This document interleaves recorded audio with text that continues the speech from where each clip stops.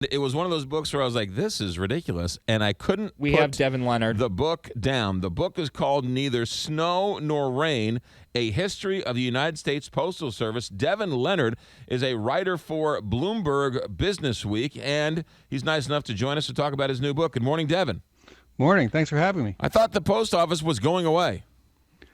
Well, they're delivering a lot less mail. The volume's 30% down from a decade ago, but it's still a lot of mail. There was 153 billion pieces last year. It's 40% of the world's mail. How much of the post office going forward is going to change the way we think of the post office? That's a good question. I think it has to change a lot, but there's a lot of resistance in Congress. There's a lot of resistance from their employees, from junk mailers, and even companies like FedEx and the UPS. They use the system, so it's going to be it's very difficult. They'd like to change, but there's a lot of resistance. Neither rain nor snow. A history of the United States Postal Service. Was the Postal Service an American invention? Well, really, mail delivery goes all the way back to 2000 BC with the ancient Assyrians, and it's developed over years and years and years and years. But the postal service as we know it, which became the world's largest, the largest in history. One of the things they did early on was they sent cheap newspapers through the mail. They forbid the government from opening your mail. There's a bunch of things like that were really American ideas and sort of defined the postal service as we know it as an American institution. And the American post office is the most efficient the world has ever seen? Well, they're the most efficient at delivering letters. If you measure it by the number of letters per employees, they're way above any other postal service. Of course, first-class mail is in terminal decline. So that may not be something to brag about anymore. But it took them years to get there. So it's kind of a big deal. It's true. People who complain about the post office, I never understood for whatever the price of a stamp now right. is, 46, 47. I know it went down a penny. It went down too. Yeah. Still, you buy something for 47 cents, you lick it, and you put it on a letter, and you send it anywhere in the 50 United States for 40 cents. That's an unbelievable deal. And it may be the best bargain on earth, and also you don't even have to lick the stamps anymore. Right, yeah.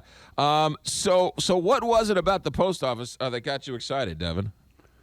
Well, I wrote an article about it for Bloomberg Business Week. It was a cover story called "The End of Mail" in 2011. I just got so much response. I just couldn't believe people that love it or they hate it, but everybody cares about it. And the more I learned, the other thing that fascinated me was the fact that it had been so successful that people had been sort of amazed by it and sort of marveled at it. And there was a whole other side of the Postal Service that we don't think about it now. I mean, we think about Newman on Seinfeld and crazy postal workers and things like that, but it had a whole different image at another point in history. Yeah, so a little bit of that. Andrew Jackson, talk about his connection to the post office.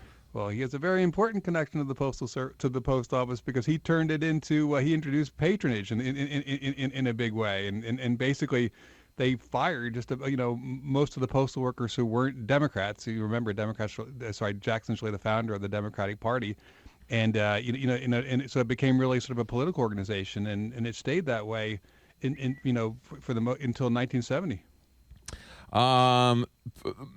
Also, airmail and UPS and FedEx and I mean it's the post office is the post office, but FedEx and UPS is outside of the post office and yet try and compete in the same way.